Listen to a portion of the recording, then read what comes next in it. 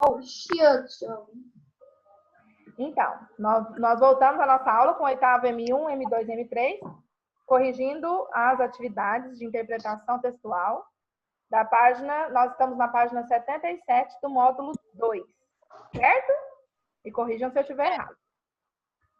Vou abrir aqui o chat para poder ver o que vocês estão falando. A Jordana estava em outra aula assim. Desculpa, Jordana, mas é porque estava caladinha, eu não vi. O Apolo também estava. Então, beleza. Que bom. Todos já chegaram, mas é porque o número aumentou. Lá tinham 25, 26, aqui agora está com 30, então, beleza. Só para quem não estava na outra aula, eu estou na página 77, correção de exercícios na número 6, tá bom? Podemos continuar de onde nós paramos? Qual página mesmo, professor? Página 77 do módulo 2. 70? E 7. 37. Módulo 2. Tá bom? Olha que beleza. Entrando um montão de... Eu vou colocar todo mundo mudo, mas quando vocês precisarem falar, vocês ativem o áudio, tá? Não é pessoal. Então, vamos lá. A gente estava falando sobre esse trecho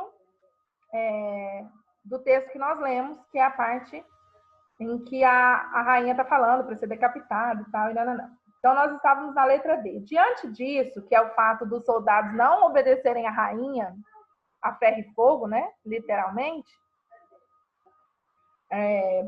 Em sua opinião, por que a rainha continua sendo temida? Por que vocês? Porque, assim, a rainha não era obedecida todas as vezes que ela mandava decapitar alguém. Concordam? Ela mandava, às vezes, decapitar, mas nem sempre essa ordem era obedecida. Então, por que todo mundo continuava tendo medo da rainha? Sei lá. Qual que a senhora tá? Eu estou na letra D da número 6. A gente chegou à conclusão de que nem sempre as ordens da rainha de decapitar os seus súditos eram obedecidas. E aí, a última pergunta tá trazendo isso para nós. Por que ela continua sendo temida? Geralmente, pessoas que estão no poder, de alguma forma, elas são temidas. Muitas vezes sem uma explicação lógica. E é o caso aqui. Tudo bem que ela mandava executar e pode ser que uma execução ou outra acontecia, mas nem sempre todas as execuções aconteciam. Então aqui as pessoas... Como é que é, professora? Repete, por favor. As pessoas tinham medo dela por quê? Qual que é o sentido de ter medo? Pelo simples fato dela ser uma autoridade, dela ser uma rainha. Mas não fazia sentido esse medo, já que nem sempre as ordens para decapitação eram obedecidas, né? Vocês concordam? O que vocês acham? Eu quero saber a opinião de vocês. Eu concordo. Né? Por que ter medo dela se nem sempre as ordens de decapitação dela eram obedecidas? Porque ela era uma rainha, porque ela era uma autoridade. E muitas vezes, e isso acontece conosco hoje, nos dias de hoje, falta a gente ter um pouquinho de consciência de classe, né? De falar, não, peraí, por que eu estou obedecendo assim a ferro e fogo, os olhos vendados? Peraí, deixa eu olhar, deixa eu ver. Todo mundo tem uma crítica ou outra a ser realizada. A gente não precisa obedecer cegamente. A gente pode pensar, refletir, né? Deixa a Esther entrar. A Esther já entrou. Não, ela não tem pedido da Esther aqui, não, Davi. Eu tô aqui. Ah, então, a Esther já tá aqui. Beleza. Então, agora eu passei para a página 78, tá? Tô colocando todo mundo no mudo, mas é geral. 7. Observe o emprego das reticências no seguinte trecho. Virou-se para Roseira e perguntou: o que vocês estão fazendo aqui? No desejo de agradar a vossa majestade, disse o 2, ajoelhando muito humilde. Estávamos tentando... Aí tem umas... Ao invés de continuar a frase, ele tem umas reticências. Com que função as reticências foram utilizadas nesse trecho? Marcar a interrupção de fala, deixando o pensamento em aberto, pressupondo que o personagem com quem o diálogo é estabelecido conclua, e marcar o fim da fala de maneira brusca, sem que se pressuponha que o personagem saiba qual que é a conclusão da ideia. Então, o que vocês acham que aconteceu? O personagem não sabia como concluir essa frase, ou essas reticências demonstram que ele foi interrompido na sua fala e outro começou a falar em cima? Interrompido? Ele foi interrompido, né? Ele sabia o que ele tinha para dizer, mas a rainha interrompeu na hora. Então, essas reticências, elas significam que ele foi interrompido, tá? Onde é que eu tô? Eu tô aqui, ó. Oi, tô brincando. Tô na página 78, na número 7. A resposta. Pra marcar o X é na primeira ou na segunda? Agora eu me perdi. Primeira ou na segunda? O que vocês acham? Ele foi interrompido? Essas reticências demonstram que ele foi interrompido? Ou demonstram que ele não sabe o que dizer?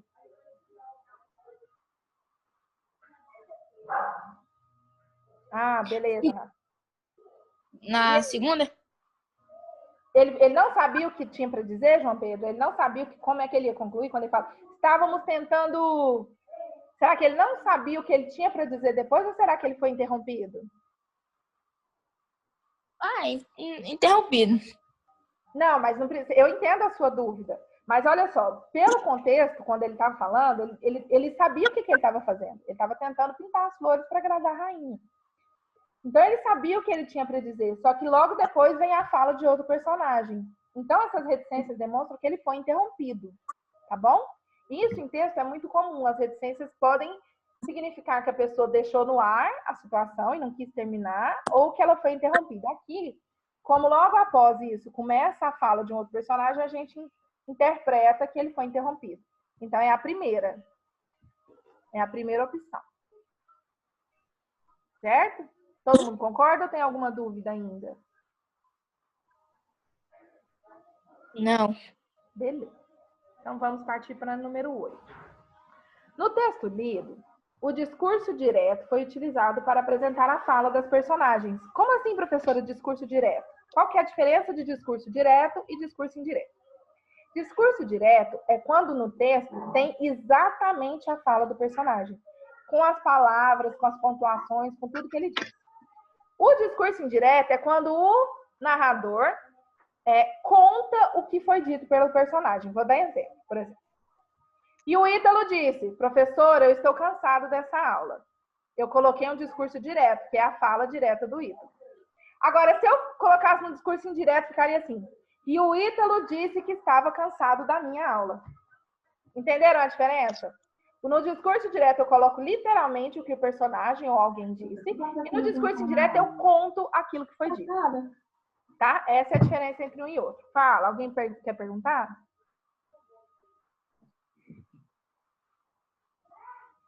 Beleza. Aí tá perguntando assim, ó. No texto que nós lemos, foi utilizado o discurso direto, ou seja, eu tenho a fala direta dos personagens, com travessão e tudo mais. Certo? Que recursos gráficos foram utilizados para reproduzir essas falas? Bom, eu acabei de responder essa questão. O travessão, né, Daniel? Muito bem. Mas só o travessão? Não. Antes do travessão, eu tenho os 2 pontos. Isso, muito bem. Eu tenho as aspas e eu tenho o travessão. Tudo isso indica que o discurso é direto, que a fala é exatamente aquilo que o personagem disse, não o narrador contando o que ele tinha dito. Certo? Letra B. Identifique o verbo de elocução que permite ao leitor identificar emoções e sentimentos da rainha em suas falas. Olha só, lá no texto, várias vezes ele fala assim, ó. A hora que ele vai falar da rainha, ele fala assim, as cabeças já foram cortadas, travessão, gritou a rainha. Então, esse verbo... Professora, gritar, oi. você desligou seu áudio. Ai, Jesus. Desligou não, professora? Você Tá dando pra escutar? Ela não pode escutar. Eu tô escutando. Às vezes há algum problema no seu aí, Esther. Todo mundo tá me escutando? Beleza. Então, qual que é o verbo? Pra você? Pra mim não tô escutando nada. Pausa, Esther. É porque aqui tá aparecendo pra gente que tá com o microfonezinho e aquele tracinho vermelho. Peraí, eu vou sair e eu entro daqui a pouco. Não, é Acho que é você que porque tem eu que saí. ativar aí. Tem que falar pra Vai elas. só. Elas não devem estar escutando Tá. ninguém. Aí entra, vai ver melhor. Sai e entra que eu aceito. Às vezes tem alguns problemas assim de conexão, né, gente? Então, qual que é o verbo, quando ele vai falar da rainha, que permite identificar esses sentimentos e emoções? Ele não fala assim, e a rainha falou, e a rainha disse. Ele costuma usar qual verbo? Lá no texto. Hã?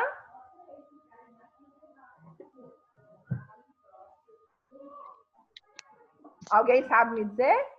Corte as cabeças, corte as cabeças. Beleza, isso era a fala da rainha. Mas antes da fala da rainha, olha só como é que o narrador coloca. Virou? Não, olha só como ele colocou.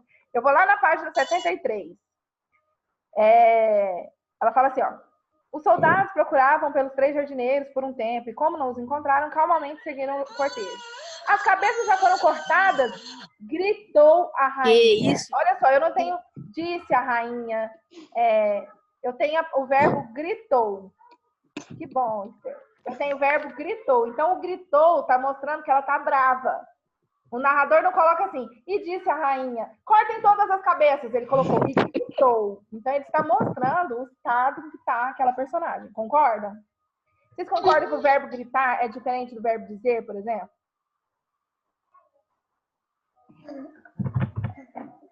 Não entendi, Dudu. Não entendi sua colocação. Você quer explicar para nós? Ah, não, gente. Não faz isso não. Vocês são tão maravilhosos nas minhas aulas. Por favor, né? Por favor. Vocês não costumam fazer esse tipo de coisa. E eu não quero ter que brigar com vocês. Não é possível. Porque online eu vou ter que parar minha aula para dar bronca em menino grande. Não é possível. Então, o verbo, Desculpa, João Pedro, fala. então, o verbo é gritou.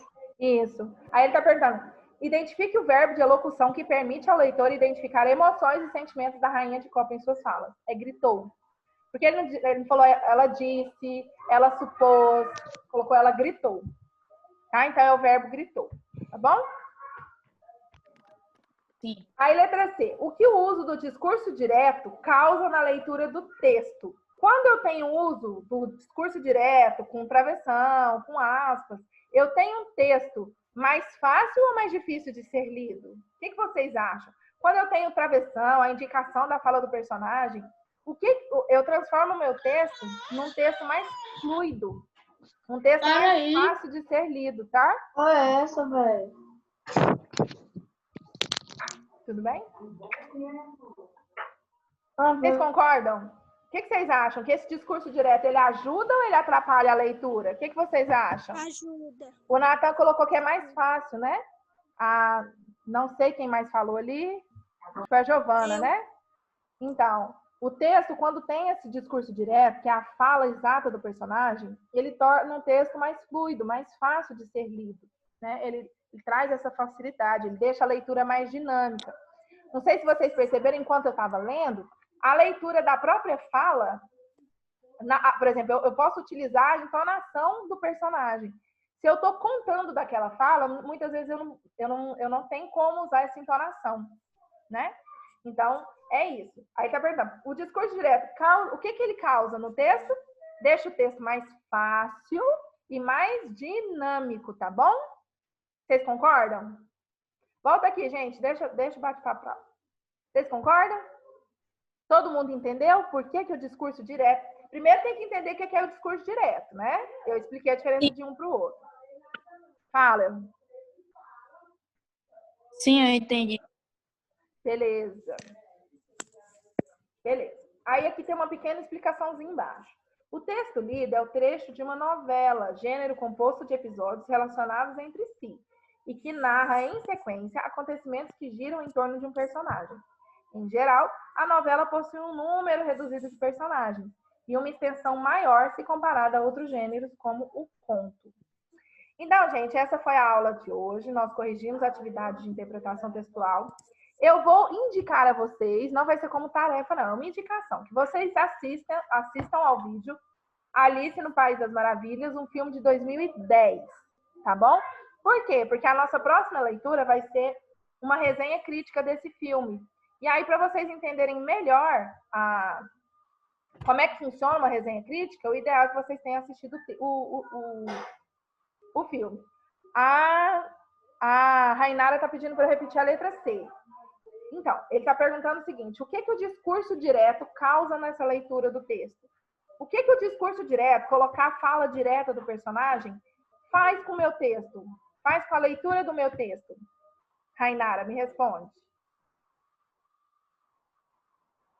Quando eu coloco o discurso direto, a fala literal do personagem, eu transformo o texto em quê? Ele fica mais fácil ou ele fica mais difícil de ser lido? Ele fica mais fácil, né? Ele fica mais dinâmico, ele fica mais envolvente, porque você tem ali a fala direta do seu personagem. Não é alguém contando sobre essa fala. Ó, tem um pedido de entrada aqui que não tem nome, eu não vou deixar entrar, tá?